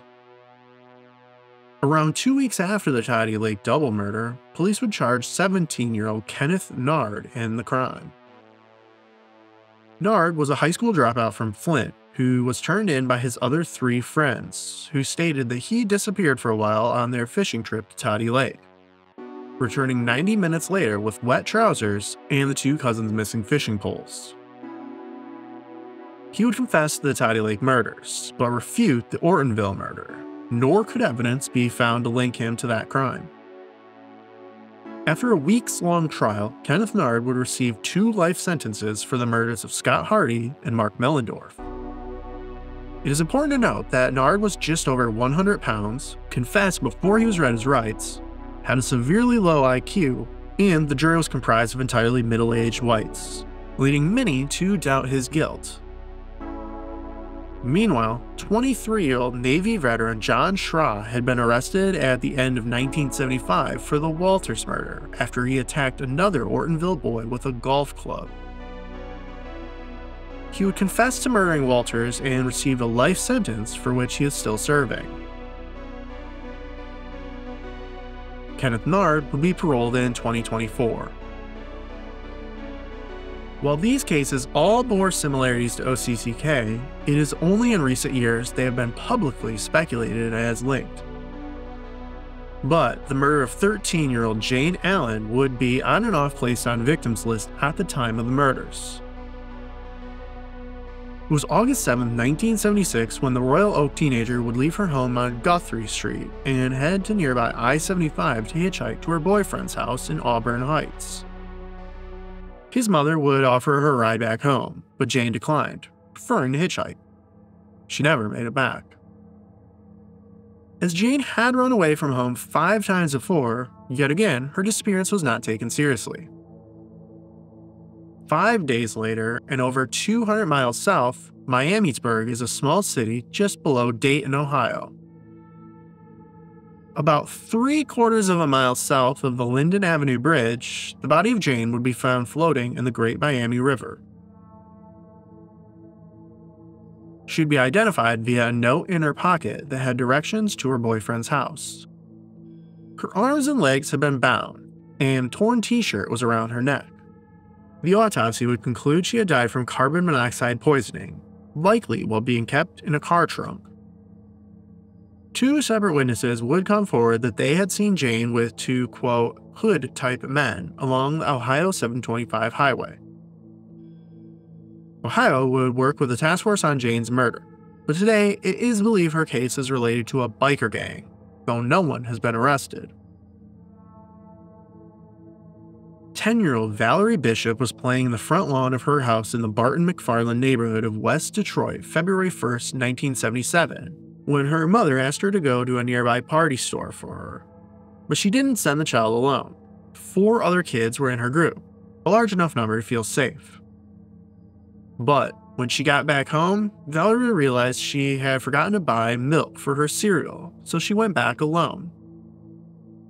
Christine Mihalik had just been found less than 2 weeks prior, so when Valerie did not return home that night, the girl was reported missing. That evening, police had entered into a vacant home half a block away that connected Aurora Street via alleyway. But it would not be until the following morning that someone would spot a gloved hand protruding from a snowbank of the alleyway beside what at that time was the abandoned house's garage. Blood had been spattered on the garage side wall after someone had apparently hit the child on the head with something like a board. After sexually assaulting her, her attacker would stab her 3 times in the stomach. The milk she had purchased lay beside her. The similar murder of Laura Wilson had occurred 2.5 miles away, and police were quick to note they did not believe Valerie's murder related to the Oakland serial killings, but that they were looking closely at it. This time, an arrest would come just 2 days later. 30-year-old college student Moses Potter lived in this duplex on Aurora, just behind the vacant home Valerie had been attacked in. And her path to the party store would have taken her directly in front of his house and into the alleyway. Potter was a former police officer who had been fired in 1972 for disciplinary issues, and it was suggested to him to seek psychiatric help. While searching his apartment, police would find blood-stained blue pants, the same color that a witness had said they saw an African-American man wearing in the alleyway shortly before Valerie's murder. At that time, tests could only show that the blood was the same type as Valerie's, but without any further evidence, the case against Potter was dismissed without prejudice, meaning he could be tried again. It was September 1st, 1978 when 7-year-old Brian Chisholm went out to play with friends in Mount Clemens, Michigan, a city just north of Roseville along the shores of Lake Erie. On their last day of summer vacation, Brian was playing near a construction site at the intersection of Floral Avenue and Church Street when a man would run up and drag the boy by his hair into his car before speeding off. All while Brian's friends watched in horror. Police would get a description of the car and just over a half hour later spotted the vehicle parked outside of an apartment building that sat above a bar formerly here on Harper Road in Clinton Township, a mile and a half away from where Brian was taken. Brian's own father was one of the police officers who would respond and break into the apartment of the car's owner, 23-year-old James Lawsing. Inside was a grisly scene. After sexually assaulting the boy, James had shot him in the head and then turned the gun on himself. When information was released of a tattoo he had, James would be linked to sexual assault on 2 other boys the month prior. His autopsy would reveal he had a damaged frontal brain lobe stemming from a 1971 car accident, after which his mother stated James had changed from a nice boy to a loner who had difficulty holding down a job. But recently, he had gotten worse, He stopped bathing or going to the doctor's appointments his mother had set up. He bought a gun. The task force would investigate and clear Lossing as the Oakland County Killer. But the scars on suburban Mount Clemens remained. Was anywhere safe? By December of that year, the OCCK task force had logged over 14,000 tips, and the computer systems donated by Hewlett-Packard were full, requiring police to delete thousands of older tips to make space. Funds were quickly approved for the purchase of their own computers. Authorities say they're encouraged by the 3,300 tips they've received from residents, think that has helped their investigation more than anything else. But they still believe there are people who could supply information they need to find the killer and haven't done so. Yes, I believe that there's someone out there that has knowledge that could tell us. And I don't know for what reason why they're holding back, but... The special task force investigating the crimes has been at it for 3 months now, taking calls, tracking down leads. The FBI says it's the largest of its kind ever assembled. And still, all local policemen, FBI agents, and state police involved have been unable to find the man they believe has murdered the 4 children. Based on new information, police say they intend to draw up a better composite sketch of the suspected killer, one that will be closer than this to what he actually looks like. They also say a second person may have been involved in the murder of the last child. We're looking for a person who is a white-collar worker, above average intelligence, someone that you would not think abnormal if he drove through your neighborhood. In February 1978, a new composite sketch would be released, and an arrest would finally be made in one of the suspected cases. After seeing her case mentioned on the news as part of a 2-year anniversary, ex-con Gary Crowell would recall an interaction that had taken place 3 months after the murder of Cynthia Cadu. Gary had run into his old friend Robert Anglin while the two were serving time at a prison farm. Considered much easier than regular prison, Gary was confused when Robert asked for his help in escaping, but Anglin stated he had been questioned in the murder of a girl and was afraid that his accomplice, Raymond Heinrich Jr., would turn him in for immunity. Anglin had stated how the two men, along with a by then deceased biker friend, had been driving around Roseville when they decided to abduct the young girl. With this information, police were able to track down the escaped prisoner and charge him with Cynthia's murder. Though he initially confessed and named Heinrich as an accomplice, Anglin would recant, forcing the state to drop charges against Raymond, and Robert Anglin would be solely convicted on the murder, a crime for which he is still in prison for. Ray Heinrich would die a free man in 2024. 1 month after his arrest, another break would come when Oliver Rhodes Andrews would confess to the murder of Sheila Schrock while imprisoned in Virginia for the shooting of a police officer. He was being questioned in over 200 burglaries across multiple states, and jewelry matching what had been taken from the Schrock house was found to have been in his belongings. Oliver Andrews would receive a life sentence for her murder, but was released in 2020 after serving 41 years. With their convictions, and Jane Allen's having her own unrelated suspect, the task force settled on just the 4 cases as being likely linked, and they compiled their evidence. Christine Mihalik and Jill Robinson were both abducted on Sunday. Mark Stebbins and Tim King were taken on a Wednesday. All were taken from public areas such as parking lots. While held captive, they were at least moderately taken care of, being kept out of the cold, fed, and allowed to use the restroom. Their bodies had been meticulously cleaned and redressed in their clothes. Even some of their finger and toenails had been scraped. Mark and Christine had their eyes closed and mouths set, as if to give the impression they were sleeping. Tim's dump was the only one to appear rushed. He had been rolled inside a piece of carpet to conceal his body, and his eyes and mouth were left open. Golden carbon fibers would be found on the socks of all 4 victims, though apart from matching the colors, it cannot be determined if the carpet is from the same room or house on any of them. What have been the major obstacles?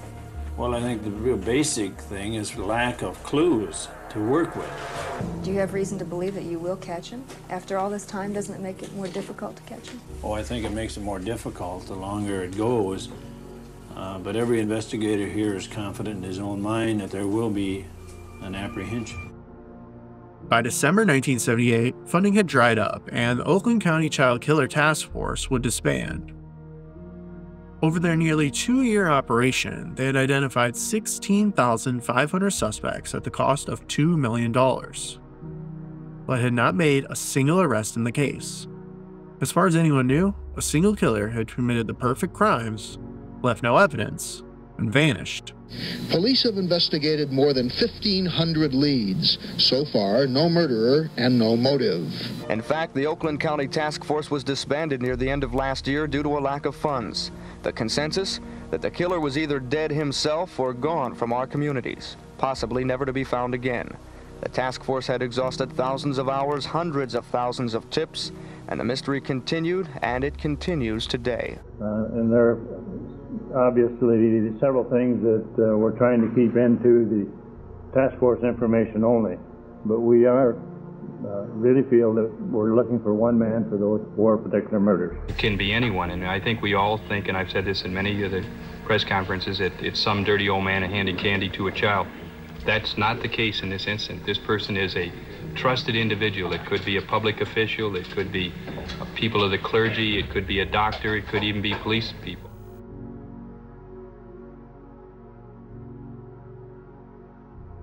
As the years went on, the case of the Oakland County Child Killer faded from many's minds.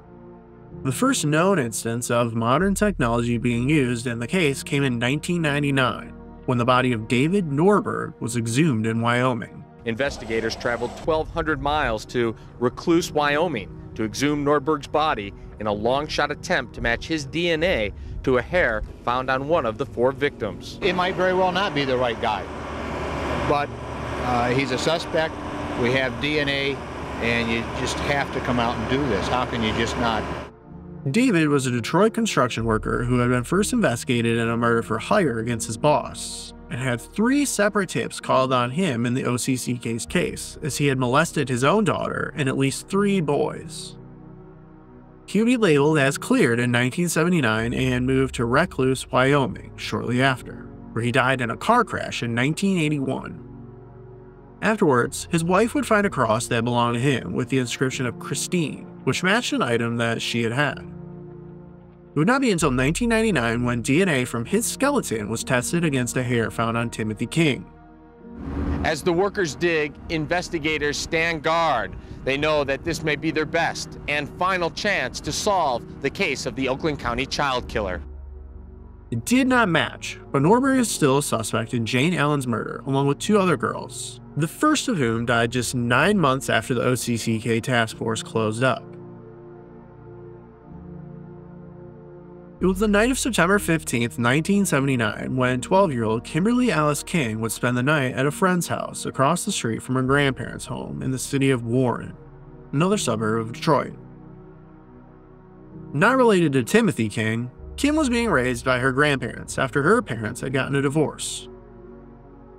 Around 11 p.m. that night, Kim found her sister from a payphone to tell her she had snuck out and wanted a ride to the movies.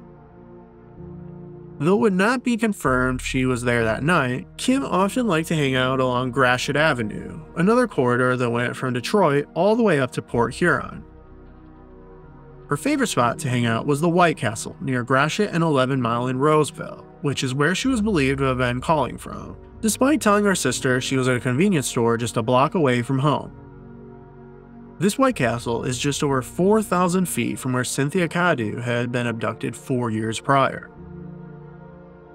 Her sister said she wasn't able to give her a ride and that she should go back home. No sign of Kim King has ever been found since. Due to the fact her sister had a history of running away, police suspected that she had done so as well. It was June 8, 1981, when 15-year-old Kim Lera would go missing under similar circumstances. Having just moved to her mother's home in Canton Township, a quiet area just west of Detroit, she would last be seen at an ice cream parlor near the intersection of Sheldon and Ann Arbor Roads, where she had made plans to meet a friend later that evening. Yet again, little press was given to her disappearance, as she had a history of drugs and running away. 2 years later, an anonymous letter would arrive to Roseville police confessing to the murder of Kim King and stating she had been buried in a field in Shelby Township. That area would be searched for 3 days with no findings. In 2018, the woods where another woman was buried was searched for remains, when it was announced that her killer, a man named Arthur Ream, had reportedly stated he killed 4 or 5 more young girls, 2 of which were suspected to be Kim King and Kim Laro.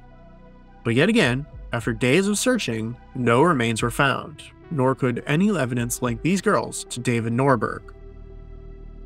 The next movement on the case would come in 2005, when a man named Richard Lawson would be arrested and convicted for the 1989 robbery murder of Xavier Giller. This is the police department. Yes, please send somebody over here. My husband's laying at the side of the house. I don't know what's the matter. Somebody shot him or what? Lawson and a 15-year-old boy, Richard Mutica, had been arrested 6 weeks later for committing a string of robberies across multiple states in the East, but were never linked to the murder until 2005, after Mutica had confessed to a cellmate sister who had fallen in love with him but would not begin a relationship with him unless he came clean about the past.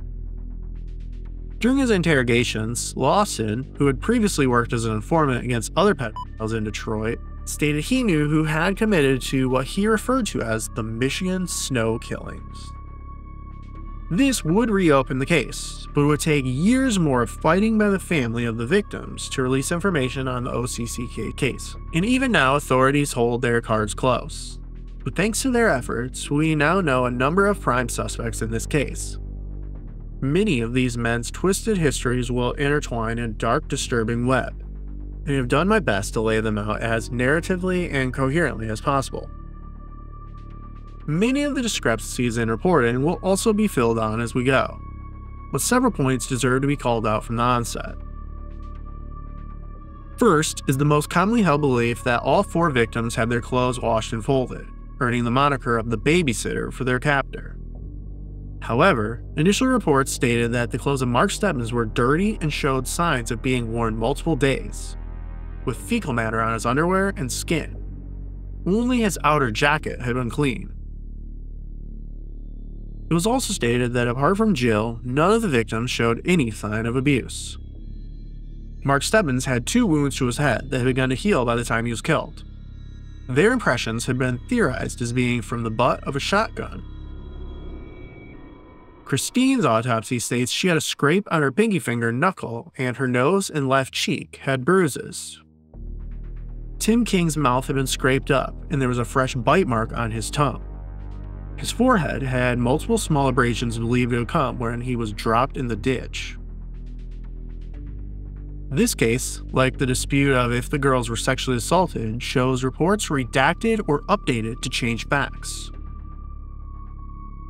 In a recorded interview with the task force, it clearly states that the public would be told no semen was found in Christine to help the investigation. To date, it has never been mentioned if that semen was ever tested using new methods, nor do investigators dispute the stories the girls were not sexually assaulted. At the same time, one can question the validity of the original findings when they learn the story of then Oakland County Medical Examiner Robert Sillery.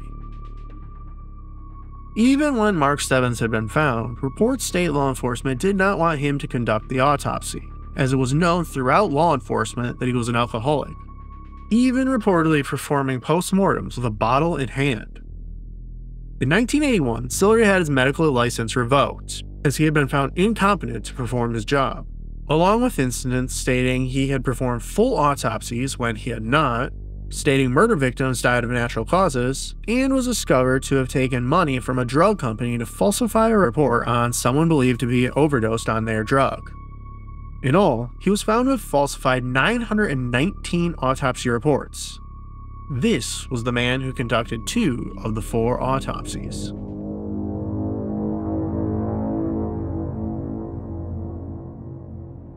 Long before Jeffrey Epstein operated his island, there was Brother Paul's.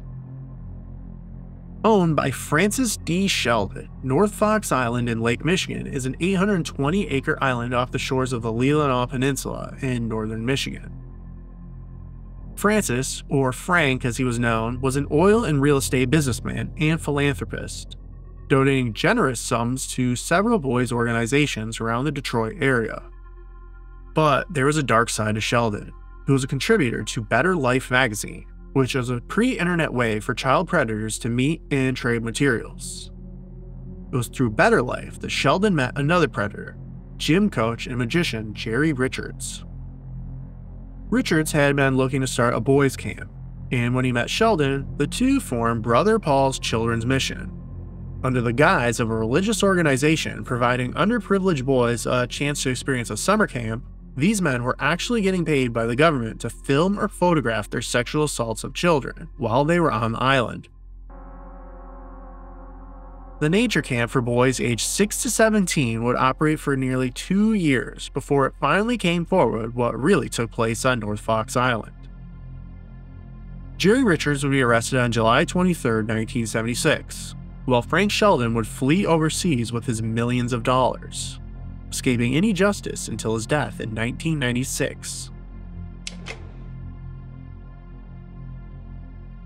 Richards would confess he had destroyed all of Sheldon's files in his home, including records of who visited North Fox and of illicit underage material. The investigation would lead authorities to breaking up 2 other similar operations in Louisiana and Tennessee, but by their own statements, they had only scratched the surface of this dark network. Richards would be yet again arrested for underage material in 1988 and took his own life a decade later. Many powerful men had ties or visited North Fox, one of which was Christopher Bush, the son of General Motors executive Harold Lee Bush. As Brother Paul's was being broken up, police found 8 rolls of film shot on the island in the possession of Bush, a 25-year-old with a history of incidents involving children that had always gotten away with it due to his parents' money. On January 25, 1977, a man named Gregory Green was arrested in Flint for criminal sexual conduct against a number of boys he was coaching on a baseball team. He would tell police that his friend, Chris Bush, had killed Mark Stebbins. Though he would try to tell police he had not been in Michigan until the day after Mark was abducted, reports would confirm he had actually been released from a mental institution in California on July 21, 1975. Serving less than a year after he was convicted of sexually assaulting at least 12 boys, most of whom were on his Little League team. Another man was also arrested when it was learned he had been a sponsor of the team in return for Green providing boys to him for his own perversions. In at least 2 incidences, Green had choked the boys to keep them from telling, one of which the boy passed out. Uncertain if he was dead, Green would burn him several times with a cigarette before dropping his body off on the lawn of a hospital and phoning them from a payphone. Fortunately, the boy recovered and told police who did it. Psychiatrists noted Greg was a skilled manipulator, and after his 1977 arrest, they discovered photos of boys and girls' panties were in his car and would arrest Bush in Alma, Michigan, where he was operating a tavern his father had funded.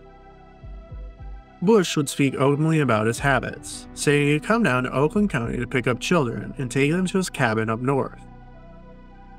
He stated he and Green had fantasized about kidnapping the boys, one going to work while the other stayed home to watch the child, and even stated he had brought a boy to Hartfield Lanes and the 7-Eleven where Christine was last seen as part of the Big Brother program he had been in. A nephew said Bush took him to the Hunter Maple Pharmacy parking lot and said this is where the King boy was taken. In possession were shotguns, illicit child material, and ropes. He would plead guilty to 4 counts of CSC against children, but would be allowed out on parole, his only requirement to see a psychiatrist. Green, meanwhile, was sentenced to life imprisonment. The task force was so certain these 2 men were involved that when they were given polygraphs, the county prosecutor came, certain he would be issuing charges. But to everyone's surprise, both passed. Though polygraphs are no longer the trusted source they were once thought to be, in 1977, if you passed, you're cleared, and the book was closed on Bush and Green. It was Monday, November 22nd, 1978, when police would respond to the Bush family home. Newspapers 3 days old had piled up outside, and Chris was to have had the door open for their maid to come in while his parents were away in Europe. Inside, officers discovered Chris in his upstairs bedroom, dead from an apparent self-inflicted gunshot to the head.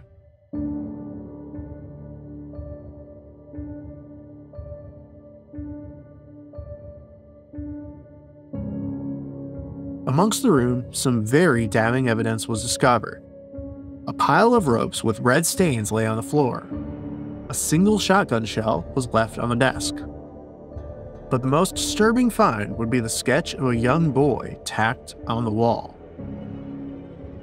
When compared to the sketch of Mark Stebbins that had been circulated, it is eerily similar. Many have questioned the version of events. Bush had a 0.41% blood alcohol content, which is just over the lethal limit for half of the adult population, according to the American Medical Association. No gunfire residue was found on his hands. The way he would have had to fire the rifle would have been in an awkward position. There was also less than a tablespoon of blood found around him. Was he shot elsewhere and staged with these items to appear like the suspect? In 2011, it would be released that white animal hair had been found on all 4 victims, and noted the Bush family owned a white terrier. Back in 2008, the police had searched the former Bush home for trace evidence to match, results of which are unreleased. In November of 2008, police did search this property in Bloomfield Village. They vacuumed air ducts and combed through the home for hair and fibers. Christopher Bush once lived here with his wealthy parents, and it's here that he killed himself in 1978. They would state, however, that a hair on Christine Mihalik had been tested and matched that of James Vincent Gunnels. In 1977, Gunnels was a 16-year-old boy who had been molested by Chris Bush when he was younger, and was now bringing other young boys to men in Flint, and was hanging out with Bush and Green. He, like others, stated that Bush's mother had offered him money to keep quiet about her son's misdeeds. Now serving time in prison himself on drug charges, when Gunnels was given a polygraph about Christine's murder, he would completely fail. In the time since he was released, Gunnels would repeatedly deny any involvement, while also stating that decades of drug use had hindered his memory. But on a recorded phone call to his sister, he would state, quote, "I wasn't there when it happened." For the first time ever, a DNA link between someone and the Oakland County Child Killer case. A man who is still alive, walking the streets. A man the defenders recently caught up with while hidden cameras were rolling. Since breaking the story, the defenders have repeatedly asked Gunnels for interviews. Each time, he's refused. So we headed out with hidden cameras rolling to find out more about the man who is the best lead in the 35-year-old murder mystery. We find Gunnels out riding his bike after being released a few months back from prison following a series of break-ins, robberies, and car theft. He lives in Kalamazoo now, and on this day, he's out looking for a job. He stops for a smoke break at a local rec center and continues on. When we approach Gunnels, we tell him we're from Local 4 News and are surprised when he opens up and starts talking. My heart goes out to those families, brother. It really does. I don't feel that they were served justice through any of this. I'm not guilty. There it is there. But at the same time, I know how the state police twist words to their advantage. I don't know what they're telling them, man. Right. You know, I don't. All I know is that I'm an innocent victim. Gunnels says if his hair is on one of the victims, it's because he was in Chris Bush's car on several occasions, and somehow his hair was transferred to the victim's body. He says he never saw Chris Bush attack anyone other than himself. Right now, on the record, I don't know what that man did to anybody else. Gunnels tells us he has nothing to hide. I can't incriminate myself if I'm not guilty. While insinuating he knows so much more. I wish I could tell you that. I really do. I mean, seriously, right now I'm getting emotional about thinking about things that I wish I could say, that I wish the public knew. Despite hair matching him or a male relative on his mother's side, law enforcement has never posted an update on any further work being done against him. Gregor Green would die while incarcerated in the mid-90s. He's reported to have told his cellmate he had been involved with men who killed children. And his brother told investigators when he was cleaning out the Flint home that Greg and his father lived in, he discovered a hidden room in the attic that had carpet and paneling, large enough for 2 people to stay inside. No documentation exists to support if this room was ever investigated by police. In recent years, dozens of men and women have come forward stating Chris Bush had attempted to abduct them as children. One man, who was a victim of the 2 men, stated that they had shown him photographs of what appeared to be Tim King tied up in the back of Bush's vehicle, and that the men had discussed selling this boy to another acquaintance, Ted Lamborghini, who we will be discussing shortly. This man also said that Bush and Green had asked him to act as a lure for them to approach children, so they could watch and decide if they wanted them.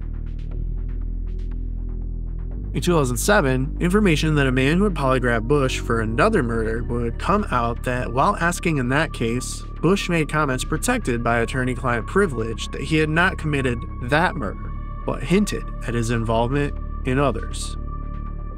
The FBI has stated that all their files on Francis Sheldon and Christopher Bush were destroyed in a flood. The ropes in Bush's room cannot be located, but it is stated that the stains on them were tested and not believed to be blood at the time. But these are not the only men suspected in the murders by a long shot. One of the first men suspected would be questioned the very day Mark Stebbins was found. John Crosby was a convicted pedophile who was known to have been at the American Legion Hall and had left just minutes after Mark. When his body was found, police went to Crosby's home at 333 Academy in Ferndale, where they witnessed him cleaning out his trunk. They would search and process the car, upon which time hairs of a similar color to Mark's were discovered caught in a hinge on a cooler in his trunk. He would be kept under 24-hour surveillance for a while, but that September, he was arrested when he began rubbing himself against 2 young girls in the line of a Dairy Queen in Ferndale. He would die in 2003. Another suspect who met a suspicious death just after the murder stopped is that of art dealer and Reverend John McKinney. Owner of the Birmingham Art Gallery, which formerly sat directly across the street from the Birmingham Fire Department, where the original OCCK task force was set up, McKinney would last be seen having dinner on the night of September 19, 1977. He was expected to attend an Art Dealers Association meeting at 7 p.m., but did not show up. The following morning, when an employee arrived to open the store, they found his body lying face up on the floor near the back door.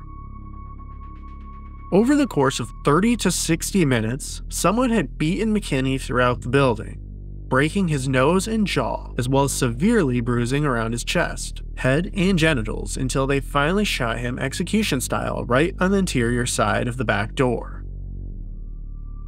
Police would note that the only thing appeared to have been taken was a fiber wall hanging, but there was no sign of a break-in. They also could not identify the woman who McKinney had been eating dinner with, who was someone that his wife or anyone associated with him recognized. Though his home was only 3 miles away from the gallery, John had an apartment on the 2nd floor, which he was noted as staying in frequently over the past year or so. At the time, it simply appeared to be a random murder, and police stated his death was in no way connected to the child murders.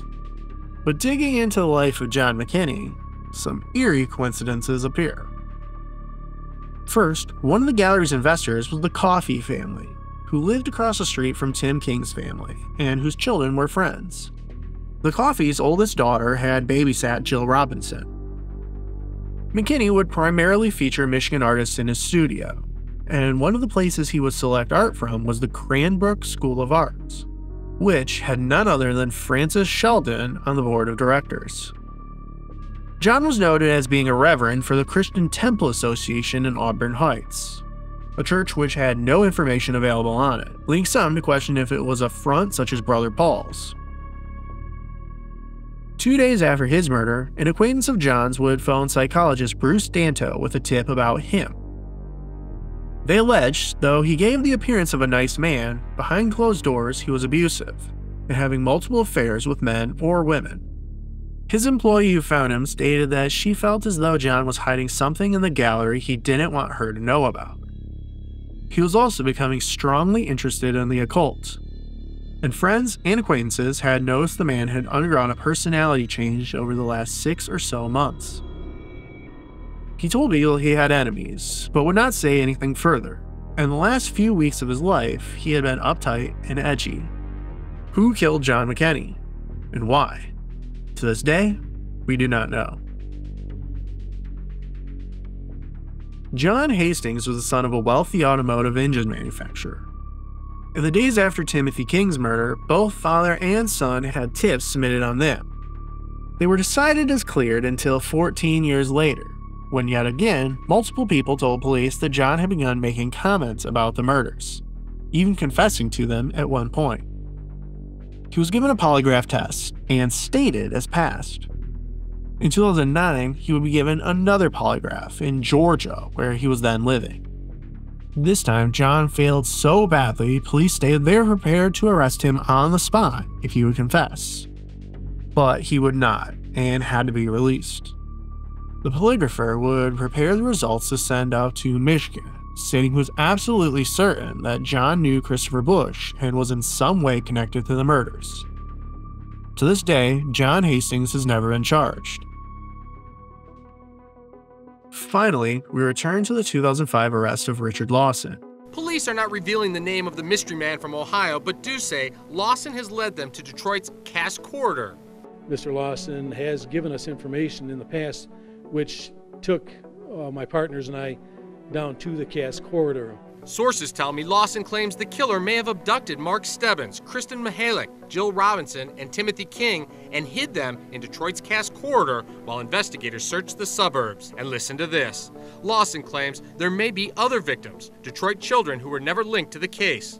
Why would police believe Lawson a convicted killer? Former Detroit Police Chief Ike McKinnon says Lawson was a paid informant who helped police catch several pedophiles in the mid-70s. He was a wealth of knowledge. I mean, he had so much knowledge of that underworld that certainly we in law enforcement didn't know about at that time. Lawson's information was good then. That's why investigators are so encouraged now. After police followed up with him on his statement about knowing who committed the murders, Lawson would change his story to saying he only had a suspicion about a pedophile ring he was involved in at the time. As police escorted Lawson out of the courthouse, we asked him the critical question. Do you know who the Oakland County Child Killer is? Yes, I believe I do. Who is it? No. Is it Mr. Lamborghini?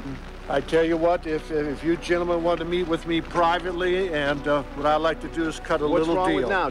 They're concealing from you the truth about what's going on in this. Mr. Lawson, if you know who the killer is, why don't you tell these families who it is so they can have some closure, sir? I'll be glad to.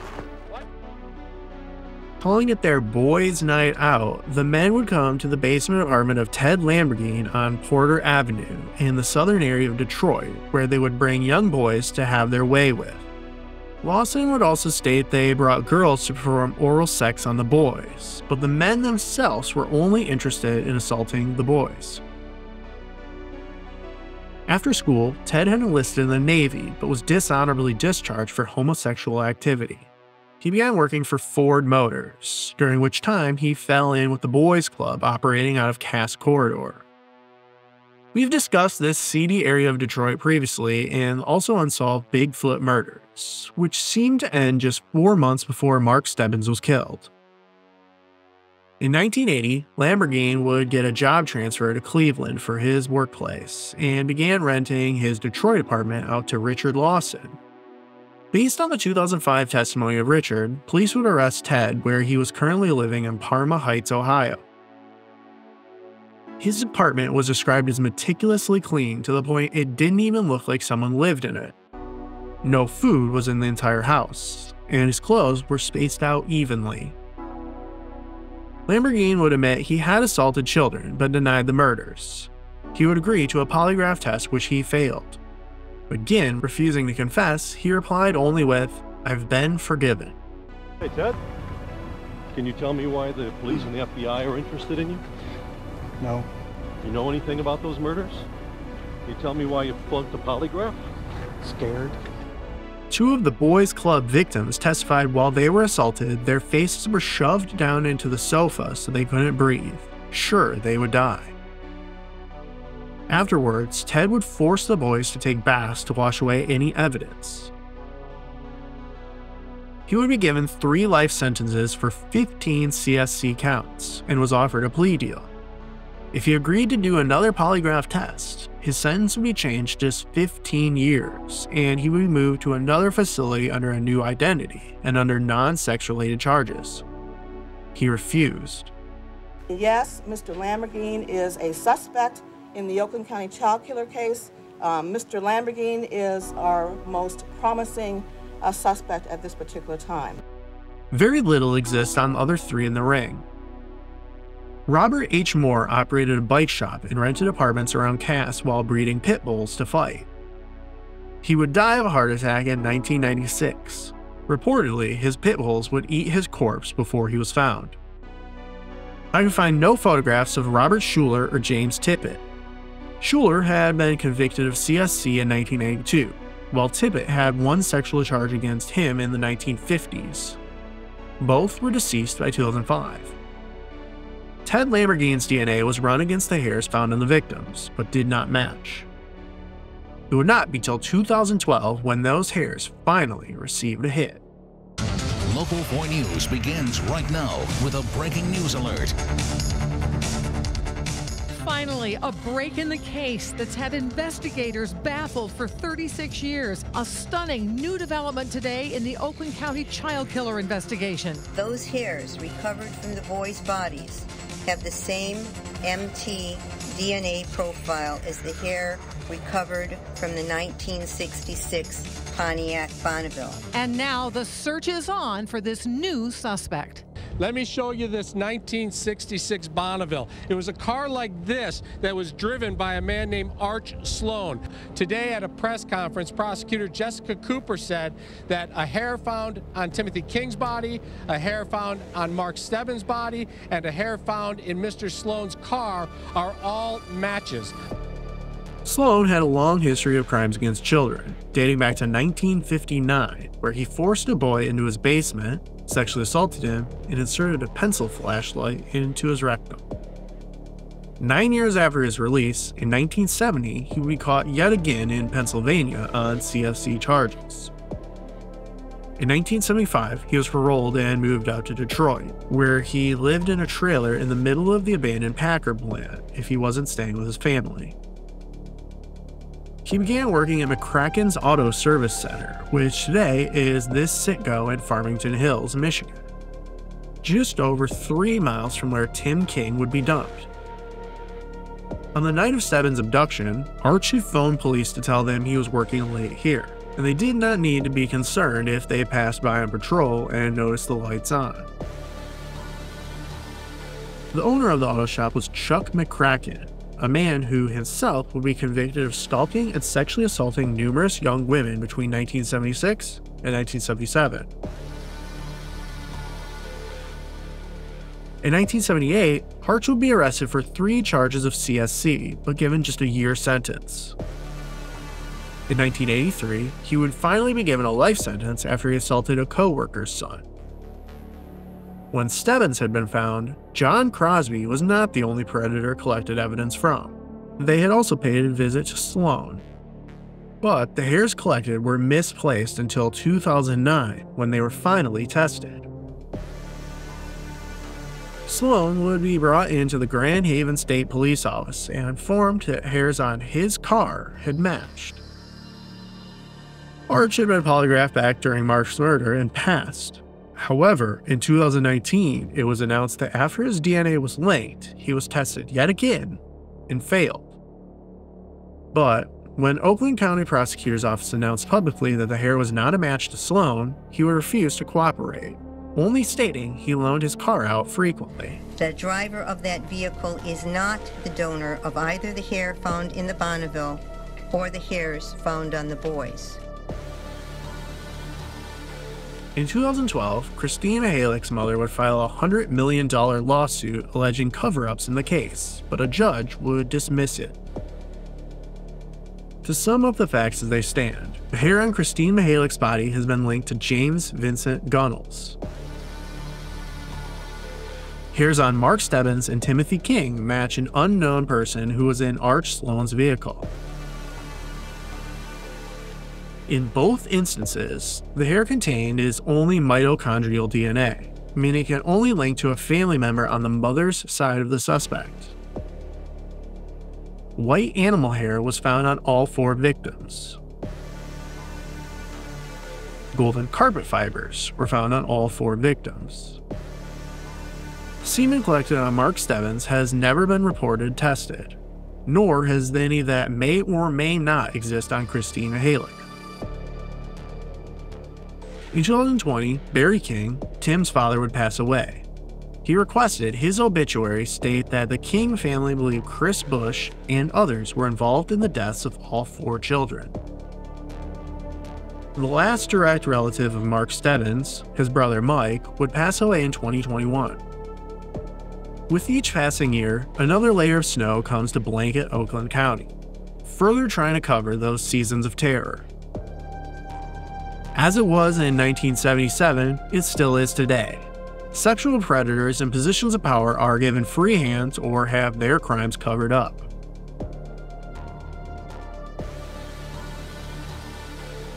Whoever the Oakland County Child Killers were, they've gotten away with it for almost 50 years.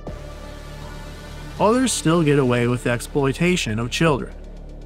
Unless something is done, 50 more years will go on, and still even more will be getting away with it.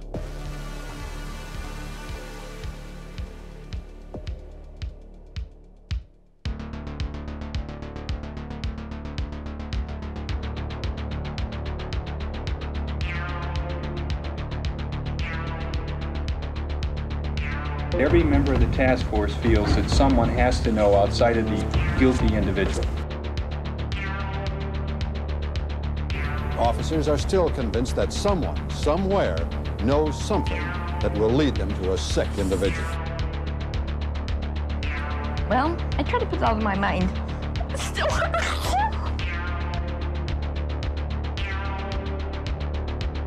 It's one of those things that never goes away.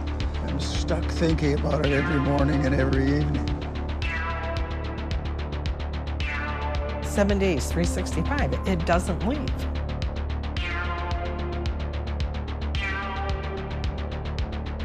It killed my mom. She lived for 20 more years, but she died that week. It's going to be an open case until it's solved.